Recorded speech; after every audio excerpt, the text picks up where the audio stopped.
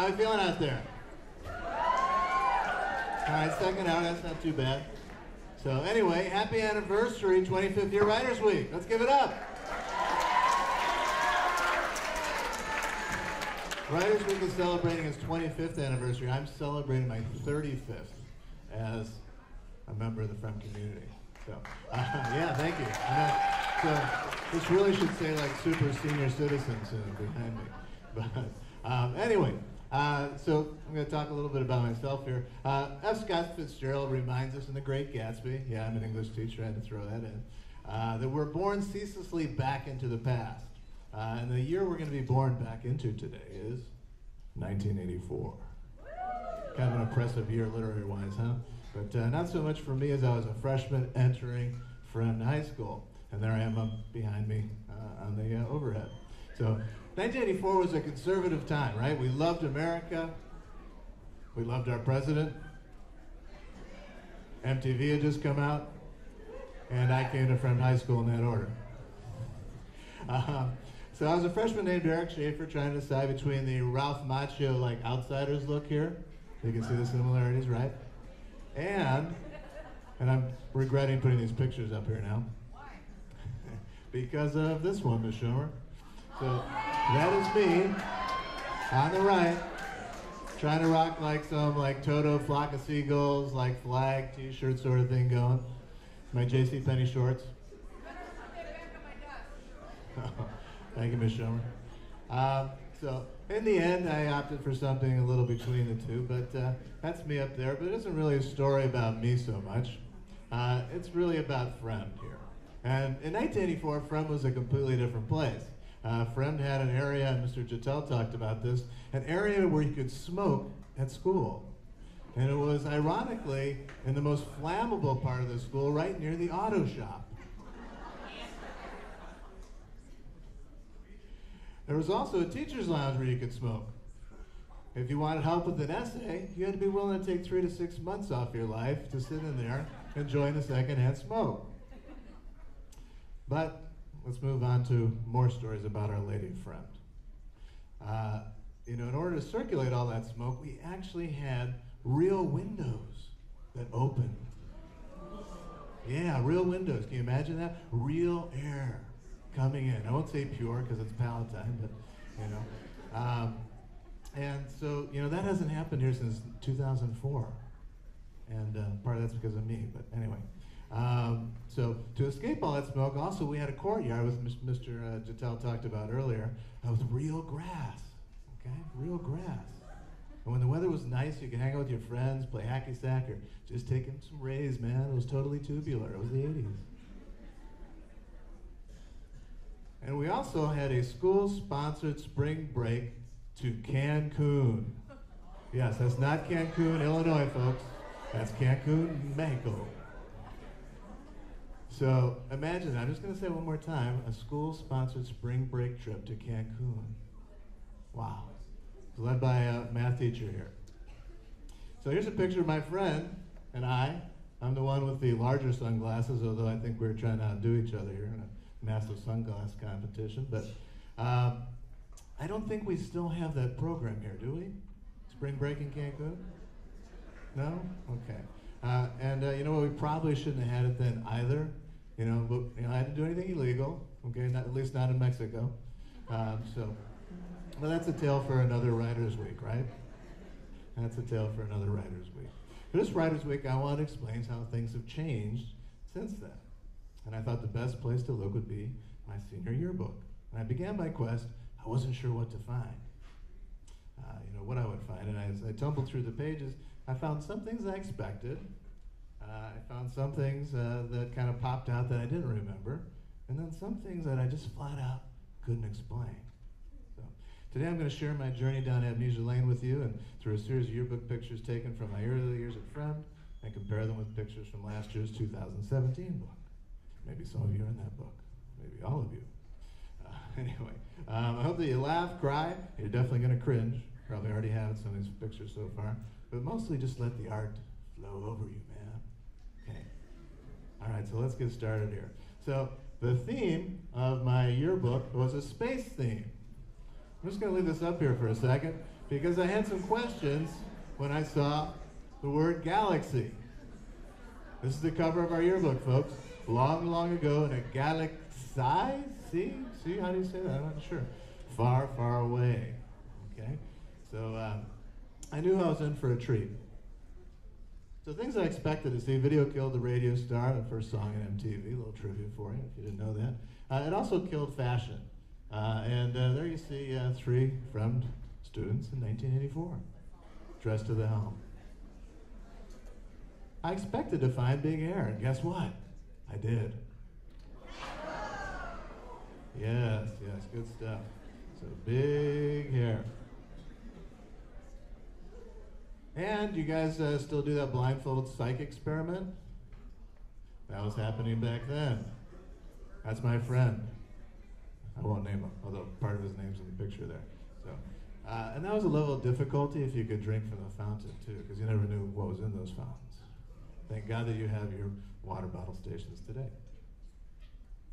Then we had skateboarders, okay? And back then, Back to the Future come out, and this was, not just a pastime, but a way of life, man. And we had motivated students back then. I love this picture. Nothing has changed. And I did remember, I won't call it my friend, but Lisa Morgan, Miss Teen USA. So we were on the map, folks, on the map. Okay. So then I was surprised by this one. It says, District 211 School Lunch Program praised by USDA. You had no idea, did you? Then I read the caption here, and it says, a staff member makes a lunchtime selection. That's not the staff cafeteria. And those are not lunchtime selections. That's our holiday luncheon. Okay? So that's like the best of the best there. So teachers, different teachers, I had forgotten kind of what they look like. So here are your sort of current science teachers from the past. And you might have heard rumors about them, but they look like you'd expect a science teacher to look. Like they maybe could have been a mission control with NASA. Right? So let's look at science teachers of today. And we'll do a little comparison. Mr. Zimmelzak. And Mr. Duncan. So if you take a look at the comparison between these two, there's a lot less Bugatti in 1984 and a lot more white lab coat and a lot more facial hair nowadays. Okay, so very stylish young men. Administrators past and present. So the first one's from 1987. I said he could also be your pediatrician. And the second one, International Man of Mystery. Which administrator do you think this would be? Okay. I went with Mr. Mariastoli. You can see the intrigue in his eyes. I had to fade on that one. Social studies teacher. So let's look at our typical social studies teacher. Currently, Mr. Mike Bruce. That was unexpected applause, okay. And let's take a look at a current social studies teacher from 1987. Up, yep, it's still Mr. Mike Bruce. He's been here forever. I'll let you marinate in that picture for a second. All right, let's see what's next. Cool then, cooler now. 1987, Mrs. Judy Klingner. Where are you, Judy? She dressed that way every day for class. And yesterday I took a picture of her. Mrs. Klingner. Cool then, cooler now. Teachers, remember I talked about smoking? Well, then when they said no more smoking, you had to kind of move out into the parking lot, which hadn't happened. Here's two former teachers enjoying a nice, cool, relaxing cigarette in their car. Probably shouldn't show that one, right? I am not advocating smoking, though I realize now that a lot of my presentation has mentioned smoking. I'm not a smoker, unless I'm in Mexico. All right, so here's a game we used to play with our yearbook called Tic Tac Mustache. And this is why. So, in tic-tac-toe, you have to get 3 up, 3 down, 3 to cross we have a winner here, 3 diagonals, okay? But really, as I say up here, everyone in the 80s with a mustache was a winner, okay? No. All right, clubs and activities. There was the Science Fiction Club, Doctor Who. Notice it says members also attend science fiction and comic book conventions. What's the largest comic book convention held? Comic-Con. So these guys are likely to go to Comic-Con much more than the 2017 equivalent, the Coding Club. Who knows, maybe some go. Next up, the Home Economics Club. I don't need to say this is from the 87 yearbook. Nice clip art, right? Non-gender bias. Let that sink in. Not sure why the pictures are blurry. The whole yearbook was kind of like that. Maybe that's a reflection on that year. I don't know. Today we have the 2017 equivalent, the Culinary Club. Okay, much more sophisticated sounding. Juggling Club. 1987, we had a juggling club. And in that juggling club, you'll notice all the accoutrement that you need for juggling here. You've got your bowling pins, your bowler hat. You've got a top hat there that doesn't quite fit. It can for juggling. And then you've got, this guy's wearing a leg brace, which really complicated his juggling, I think. But anyway, let's look at our 2017 equivalent. There is none. Maybe we can work hard to get back that juggling club. Debate team. Yeah, debaters out there? And oh, I forgot, a shout out to my second hour English class. Where are you guys? That was a little delayed, huh? All right. So debate team had 7 members back then. Today, debate is Student Congress, Public Forum, and Lincoln Douglas. It's like the branches of government here, 3, okay? So we've got a lot going on here with debate. They've really grown over the years. National Honor Society. Back then, the few, the proud, the NHS. Today, I think that's all of you, right?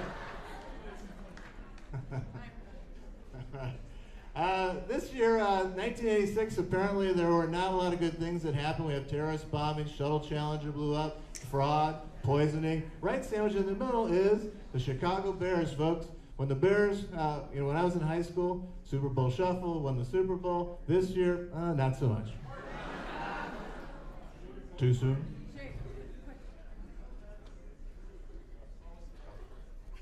All right, then it got interesting. Horseback riding club lifting off. I'm not sure what the heck that means, but that's how you know you're a friend. Synchronized swimming.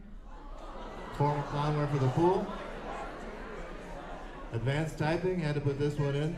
She looked exciting. Counselor pitching this is that's the same letters you work with in regular typing. It'll be twice as fun now. Swim team. They're in the pool, they're swimming, they're dressed for the water. Swim team 86.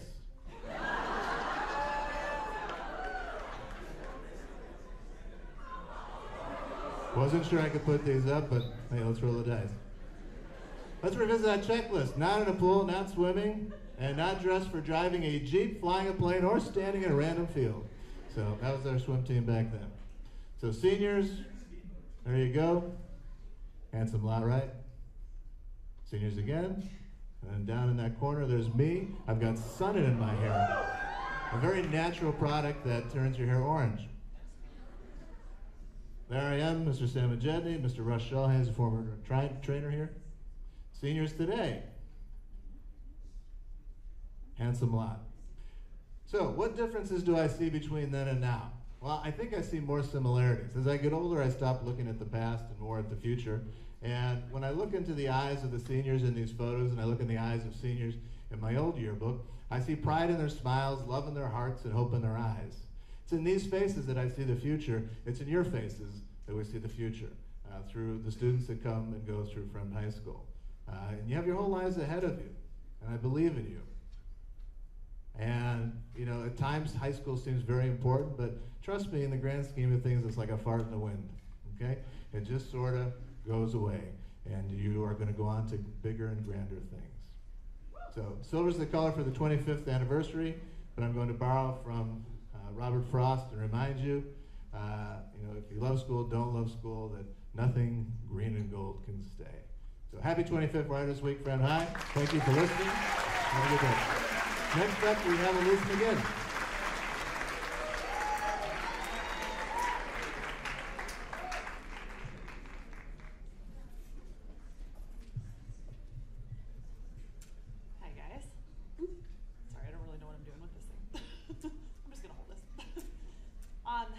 name's Elise McGinn. I graduated in 2004, which seems like forever ago. I did have a picture of my mom and I here, but I don't know if that's or not. I actually wrote a short story. My mom was diagnosed with breast cancer when I was in 4th grade. She passed when I was a freshman here at Fround, and I quite honestly couldn't be more grateful for the staff here because they were amazing to my family and I during that time. But this short story that I'm going to read is actually about when we went wig shopping with my mom and my grandma after she got diagnosed, which, even though it was sad, was actually a pretty funny day. It was 1996, and my grandma, mom, and I had all piled into the Ford Taurus station wagon for a trip to the corner of Church Street and Crawford Avenue. My 7-year-old sister and I sat in the way back, 2 blonde-haired, gap-toothed preteens with our skin stuck to the beige leather of the car seat, pretending to drive backwards because we weren't quite past that age of thinking that that was still cool. I have to admit, I only vaguely understood what we were going to do that day, and I don't know what I had pictured in my mind as to what a wig store would look like, but for whatever reason, when we pulled into the parking lot, I was less than impressed. The white brick of the building was discolored, and inky black leaked from the lettering of the address. We walked inside the entrance to a display of 6 mannequin heads, heavily made up, each donning a different wig and a lifeless gaze. "Mom, can I wait in the car?" I asked. "Are you kidding me?" she asked incredulously. God, I was such a brat. I looked down and felt warmth splinter across the surface area of my cheeks. Here was a woman about to purchase synthetic locks because she had a couple of weeks before her remaining hair would be gone, and all I could worry about was carrying the smell of the office on my clothes when we left. Had I really forgotten about earlier that week? The buzz of the anticipating razor, my dad gently touching her scalp with the pads of his fingertips as her black hair fell to the floor. I held my breath as I peered through the 3-inch gap between my parents' room and the bathroom, and left after a moment, knowing even then that I was bearing witness to a moment too intimate to be interrupted by me. Together we sat and waited for her name to be called as I investigated the dated gossip magazines scattered all over the end tables. My sister rocked back and forth while my grandma drummed her fingers on the armrest of a chair. After waiting for a mere 15 minutes, a middle-aged brunette woman named Monica walked through the doors of the waiting room and ushered us down a carpeted hallway. I remember dragging my fingertips along the whitewashed paneling of the walls, my grandma's hands hovering just behind our shoulder blades, willing us to please move forward. Shelves of display heads wearing red, blonde, brown, black, and pink hair were displayed like trophies on the left side of the room, and a large mirror took up the expanse of the opposite wall. A wooden countertop and leather cocoon-shaped chair sat waiting for my mom to sit down in it. As she did, she looked at herself in the mirror. Her expression was so tired. Tiny black hairs played at the edges of her turban, and she reluctantly lifted her hand to remove her cotton headpiece. My grandma looked at my mom in the mirror, her own brunette locks and Maybelline's Sweet Nectar lipstick, a stark contrast to the image of her hairless daughter. "So, what are we thinking we want to start off with?" Monica asked, peering at my mother, while my sister and I sat on the floor, cross-legged. My mom fished a few pictures out of her purse and pointed to her dark hair that reached probably 3 or 4 inches past her shoulder blades. The saleswoman quietly asked if she could have the photographs and gestured to them as my mom bit her lip and locked eyes with my grandma in the mirror. Monica busied herself by selecting dark-haired wigs from the display, her gold bangles jangling as she reached up to the highest shelf. She rested 2 of the 3 hairpieces on metal stands lining the counter and carefully fit the first wig on my mom's tender skull. My mom grimaced as she tried to work up the nerve to look at her reflection and reconcile the image of herself in what felt like a costume. "What do you think?" Monica questioned, reluctant to break the silence. My mom opened up her mouth as if to speak, but decided against it. "Let's try the next one," my grandma offered, and Monica swiftly removed the first wig, fitting a shorter bob to frame her high cheekbones. At this point, it was becoming increasingly clear my mom was ready to cry. Her face was contorting in an ugly attempt to suppress emotion. The room was growing increasingly tense, and even my sister and I sat still on the carpet, afraid to move and upset my mom further. "You know what?" my grandma started. "I think I want to see you in a blonde wig." My mom snorted and stifled a laugh. "Ma, you've got to be kidding me." "I most certainly am not," she replied. "I always liked when you were blonde when you were younger." My mom tried not to smile.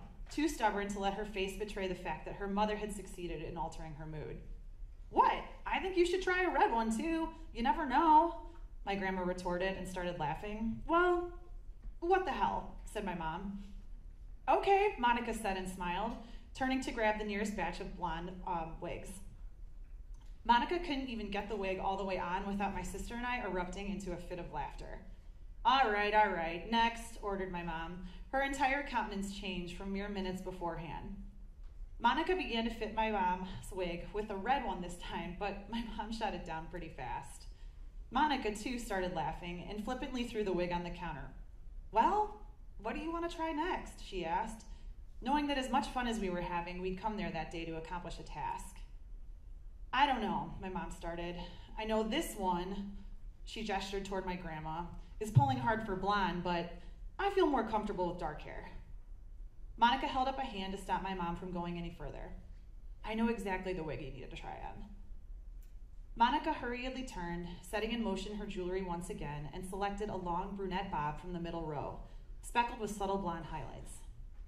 Gingerly, she pulled the elastic and placed it on my mom's head, tugging it on the bottom to fit the shape of her skull. She pulled out a small brush and combed her hair. I leaned toward my sister. The image in the mirror finally looked like my mom. Every other wig she tried on had been like watching someone play a game of dress-up. My grandma smiled and squeezed her shoulder from behind. "Do we have a winner?" asked Monica tentatively. "I think we'll take it," my mom said and smiled, my grandma gathering her purse and motioning for my sister and I to get up off the floor.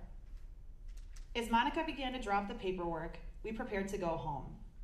Riding back that day, my mom and my grandma talked and laughed and bickered, with the windows down and the sun shining. A strange hexagonal package sat between my sister and I as we watched them carry on like we hadn't just spent the last 2 hours trying on hair pieces. We could never know the hardship that lay ahead for our family in the car that day, or the crippling grief we'd experience when my mom would eventually pass. But that day, we were okay. Tough days lay ahead, but in that moment we were doing all right. Just a car full of women driving down I-90 with a wig box in the back seat, my grandma smiling at her daughter, and my mom singing along to Immaculate Conception when she thought nobody else was paying attention. Thanks. Our next presenter is going to be Miss Katie Johnson.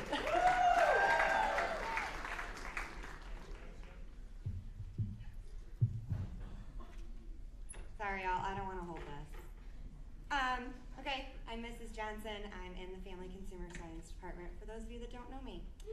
The times I've been pulled over. That's right, I, Catherine, at the time, Bedota, have been pulled over. I have been pulled over so many times that I'm basically an expert at it at this point in my life. I'd like to highlight some of the more interesting events that led me to the opportunity to introduce myself to the men in blue. And I can say men because I've never been pulled over by a female. The first time I was pulled over, it was 1997. If we do the math, I was 13. My family has a my family has a summer home in northern Wisconsin. We were in the midst of a family reunion and my older cousins took me out to drive the backcountry roads with them. Obviously my parents thought they would be doing the driving. During my crash course in driver's ed, the whole come to a full and complete stop concept wasn't articulated. So needless to say, I casually rolled through a red octagonal sign and caught my first glimpse of a red and blue alternating lights. I learned 2 very important lessons that day. Stop does not mean slow to observe police. And if you are too young to legally drive, your parents get the ticket. The next 4 years, I stayed relatively clean. I went to driver's ed here at Friend my sophomore year and passed with flying colors, except my behind-the-wheel teacher did deduct points on my final drive for stopping too long at a stop sign. The irony. The next noteworthy time I was pulled over, I was 17. It was 2001 and I was on spring break with my family on the lovely Sanibel Island in southwest Florida. I was driving our green Dodge Caravan minivan through the condo development's parking lot, returning my younger brother from an afternoon at the beach. Kate, what are those lights? He asked. Shoot. I checked the rearview mirror and sure enough, there were the telltale red and blue lights atop a golf cart. I pulled to the side and the parking security issued me a warning for driving too quickly in a child zone. A what? A child zone. Apparently, a child zone has a speed limit of 7.5 miles per hour. I kid you not, somewhere, and I looked, I have a picture of it. So the fact that I was going 15, which I thought was the speed of molasses, actually meant I was going twice the speed limit. I made it safely through the rest of high school and most of college before I had another eventful run-in with the authorities. Don't get me wrong, there were plenty of uneventful ones. It was 2006 and I was 22. I was heading back to Bradley University to celebrate with my sorority sisters the signing of my first teacher contract with my dream school, Fremd. The sun was shining, there was not a cloud in the sky. It was unseasonably warm for April. The windows rolled down. Somewhere along the boring country stretch of I-74 between Bloomington and Peoria, the radar of a nice state trooper, oh yes, the ones with the hats, okay, registered that my 2002 Oldsmobile Alero was going a little faster than the posted speed limit sign. I can't honestly say how long the officer was behind me with his rotating lights because I couldn't see him. It's not that I wasn't looking in the rearview mirror, because I was, except I could only see myself as I jammed out to Justin Timberlake's Future Sexy Love Sounds CD. I was honest and polite about why I let him follow me for 10 miles without pulling over, but I was issued a ticket anyways. Side note, I was able to later go in front of a judge and ask for time off for good behavior, which I guess is a thing. And since I had a clean record, they removed the current ticket from my record as long as I didn't have another altercation for 3 years. I didn't. Fast forward to 2009, I was 24, can't do math. And I was on my way back from observing an elementary intern at one of District 15's elementary schools. That's when I saw him, a spider, in my car, hanging from a thin thread attached to somewhere on my sun visor.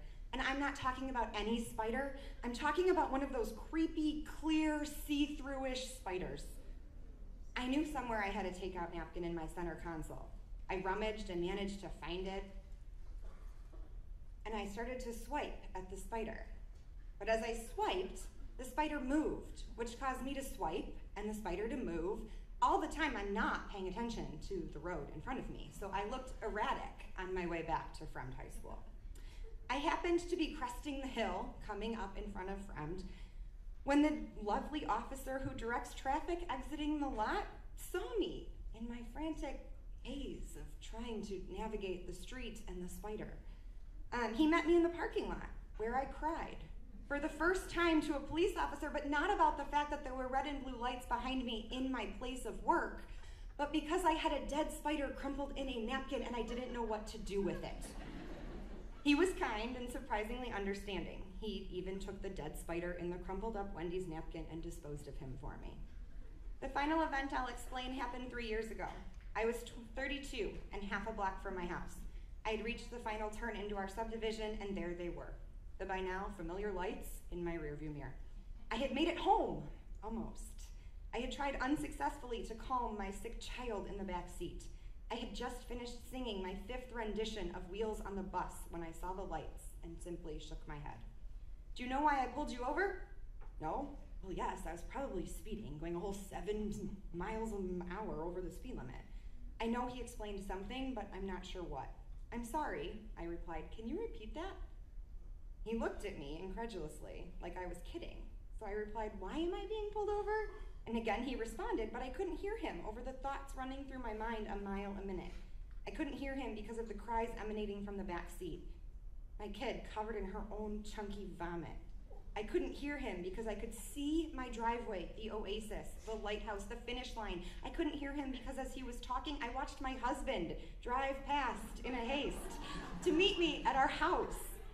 I couldn't hear him because I was honestly more concerned with getting my sick kiddo home to meet my husband, who had picked up her antibiotics for an ear infection. The officer could tell I was out of sorts, and he could hear Eloise choking on her tears in the back. He must have been a dad, because the last thing I remember hearing him say as he walked back to his car is, please just be more cautious. There are obviously children in this neighborhood. Now, the teacher and me can't just leave this as a series of incidents. There has to be a lesson, right? The lesson here is each time I have been pulled over, I've been honest. I've been polite. I've been me. I've been real. I've explained the situation. I've not cried, well, except for the spider, but that was really scary. I've been myself. My takeaway nugget for you is just be you. Whatever the circumstances life may throw at you, be true to who you are. Don't cry, even if it's just to get out of a ticket. Don't be someone you're not. And remember to laugh, because sometimes that's all you can do. Thank you. Next up, we have Jen Mertens and Nicole Clement.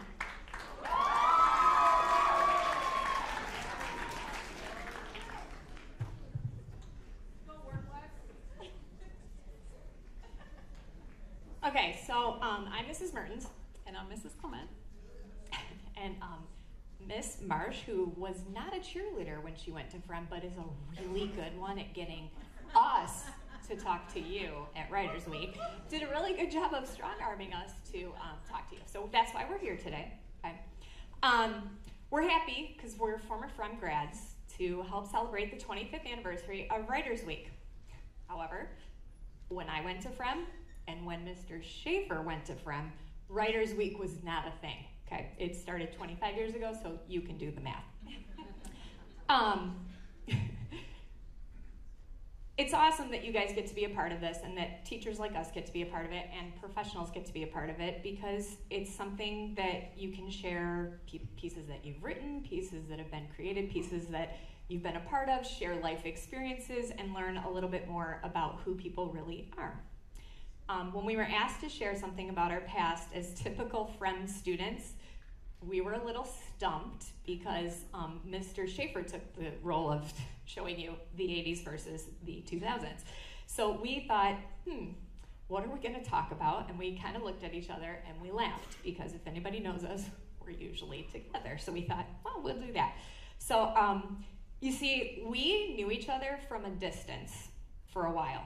I knew who Nicole was when she was in high school, just knew who she was. And I knew who she was when she was hired here at Friend, and I was already here. But it wasn't until about 6 years ago that we really became close and learned how parallel our lives really were. Most people know us think that we're just work friends, or work wives, as Mrs. Schomer calls us. Thank you. Or moms that know each other because we have kids the same age at the same school. But you see, it's a little more than that. We call our piece, Isn't It Ironic? Okay, so have you ever thought about who will end up being an important part of your life when you're older? Have you ever thought if you'll keep in touch with anyone you go to high school with? College? Maybe even grade school? How about your neighborhood? Or have you ever thought about how many new people you will become true friends with as your life moves on? Have you ever wondered who might cross your path and become one of those most important people in your life? Or thought of someone who has already crossed your path 1,000 times that may become the same? Have you ever thought how life works in strange ways? Thought about the saying that all things happen for a reason? We're here today to make you think about those very things and how it happened for us. Okay, so to set the scene, I'm going to start way back. So I was born in the 70s, not a specific year to be exact, okay? I grew up in Schaumburg, just minutes away from Schaumburg High School. Shout out to Schomer again. My mom's name is Kathy. She was an elementary teacher. I'm the oldest of 3. My first sibling was born 2.5 years after I was born, and my last sibling was born 9 years later. My sister is a teacher, and my brother's name is Chris. That is so interesting because I was born in the 70s, no year to be said. I grew up in Schaumburg, a few minutes away from Schaumburg High School. My mom's name is Kathy, and she was an elementary school teacher. I'm the oldest of 3. My first sibling was born 2.5 years later. My third sibling, 9 years later. I have a sister that's a teacher, and my brother's name is?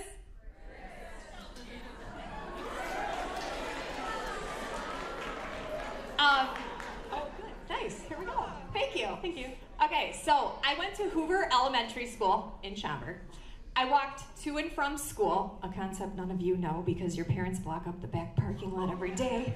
My parents basically ruined my life, and, well, at least I thought so then, because I was in 8th grade, and they sold our house and moved us up here from Schaumburg into North Hoffman Estates. In 1987, this happened.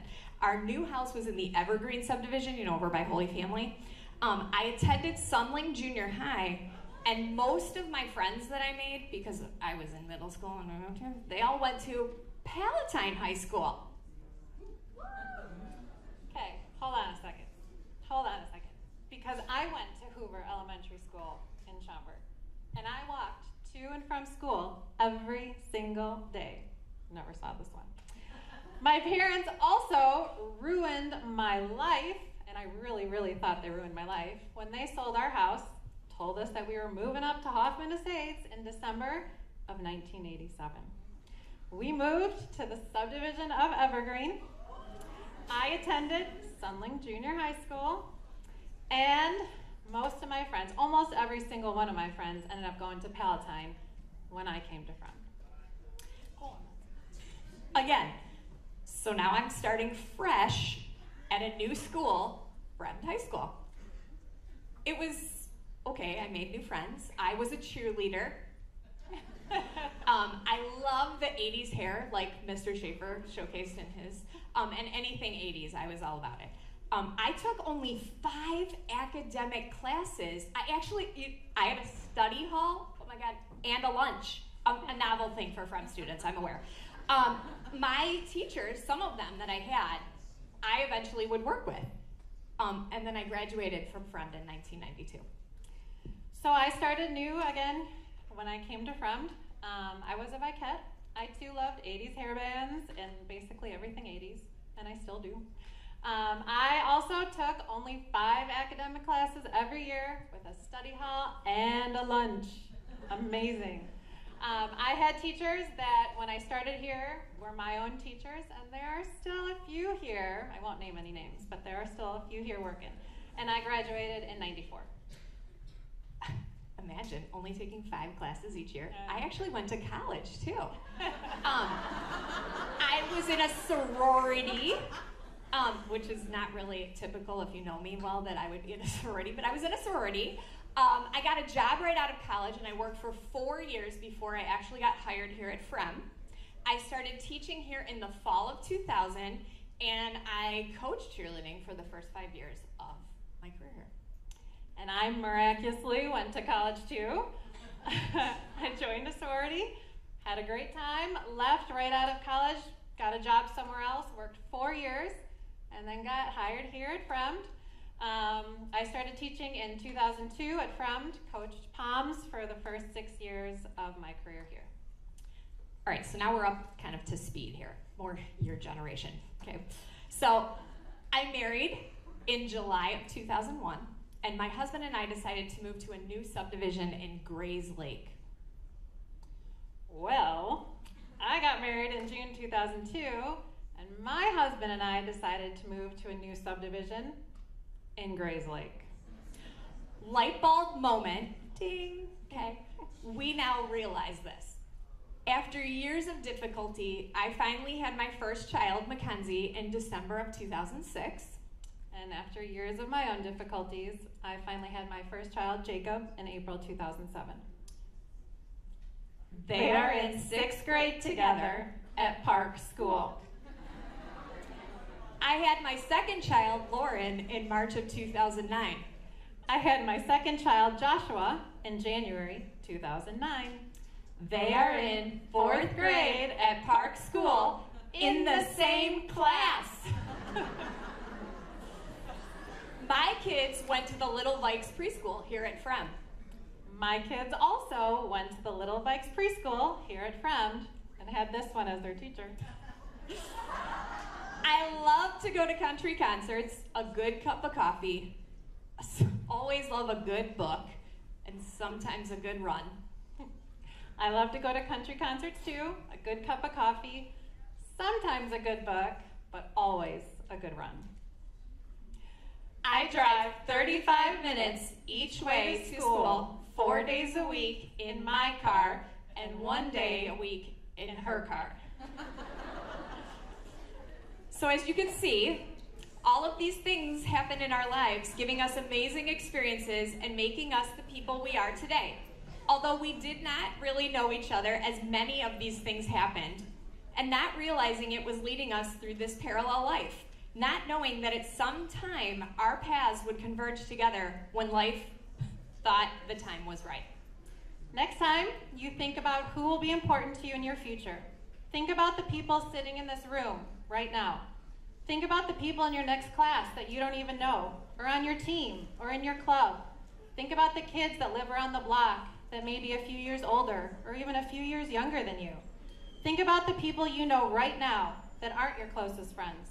Maybe your life experiences will continue down a similar path, and one day merge together when you're least expecting it. Maybe life is forging your own road for you without you even realizing it. Life works in mysterious ways. And remember, good or bad, everything happens for a reason. We're glad it did.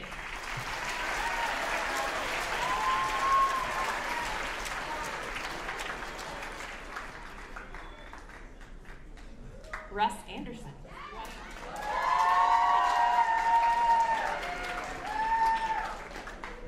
So we're a little short on time, so what we're going to do is give another round of applause to the people behind me.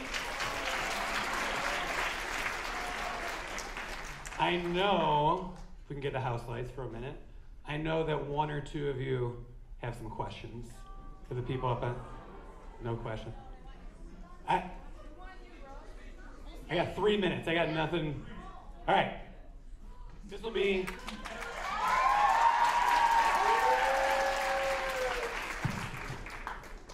So I was in I'll see if I can do this. I taught a creative writing class 2 years ago. We did a couple journal prompts every day. It was like 10 minutes of writing, and I tried to write along with my students as much as possible. So this is what I did in 10 minutes. The prompt was, write a story about saying I love you without actually saying it. You should try it. Oh. All right. Dusk had already befallen the house as the last slivers of sunlight crept through the window panes, shrinking on the wooden floor. The upstairs voices were muffled. He takes a deep breath and observes. It looks like a rapture. Plates on the dining room table still containing half-eaten food and pools of ketchup and ranch dressing. Books strewn about, the pages beginning to crease, pressed against the floor. Pillows in the middle of the room, socks on the stairs, discarded necklaces forming misshapen rings as if worn by ghosts. He breathes in and out. His feet lead him up the staircase. The weight is overwhelming. He makes his way to his son's room and collapses on the bed, his son still erasing the night's remnants from his teeth. After dancing in and out of clothes, circling the room, matador and bull, father and son are brought together by familiar voices. Hugo Cabret, Isabel, and the automaton. Pages turn. The sound of paper slicing air becomes their lullaby. The blinds, over time, slowly begin to close, and Hugo is left wondering how to adjust the clocks of the train station. How does time slip away so easily? Or maybe we are our own clockmakers, finding all the reasons to make time work the way we want it to. He lifts himself, stumbles over to the light switch. There are only minutes remaining until he too sinks into slumber. Before leaving, he moves back toward his son and leans in, a kiss on the forehead. He breathes in and gathers what's left of the moment to carry with him to tomorrow. Thanks. All right, you guys have been a great audience. We'll see you tomorrow. Enjoy.